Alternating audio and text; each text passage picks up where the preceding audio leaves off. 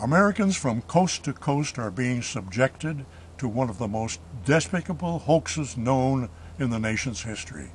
It goes by the name of global warming, whose messengers of misinformation include environmental extremists, misguided college faculty members, pseudoscientists, and, worst of all, liberals in the news media and in government. I say the news media are worst of all because most of the newspapers and TV stations in the land persist in presenting only one side, their side, of the debate over what they now politely refer to as climate change, as if such a phrase takes the sting out of their global warming propaganda. The side represented by the nation's and the world's honest and reputable climatologists can't seem to get the truth about the issue heard nor read in the print and broadcast news media. And just what is that truth? Simply this: since the planet's birth millions of years ago, warming trends in the atmosphere have come and gone almost on cue without changing the Earth in the slightest or damaging the Earth.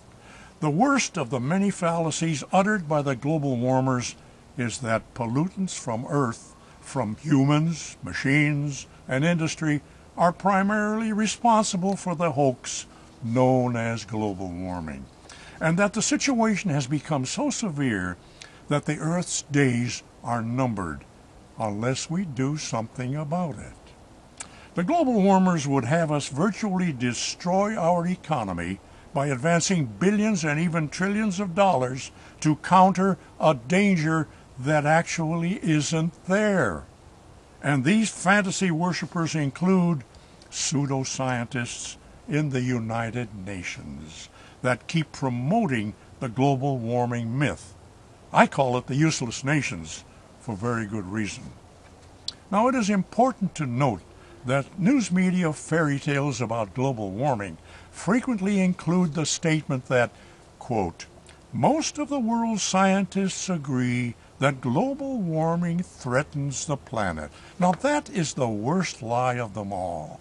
The great majority of honest climatologists in the U.S. and in foreign nations have stated time and again that the danger of global warming is a myth.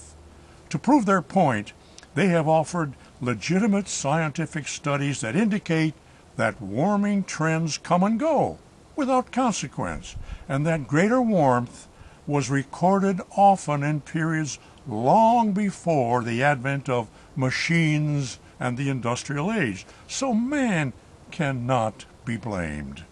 A few years ago, Dr. Arthur Robinson, director of the highly reputed Oregon Institute of Science and Medicine, circulated a petition to the finest minds in climatology and the sciences. More than 17,000 signed it, stating that there was no such thing as global warming and that the U.S. should not recognize the Kyoto Protocol, whose adherence perpetuated the global warming myth. Little wonder that President Bush refused to commit the U.S. to wrecking the U.S. economy with needless expenditures to chase a phantom that isn't there.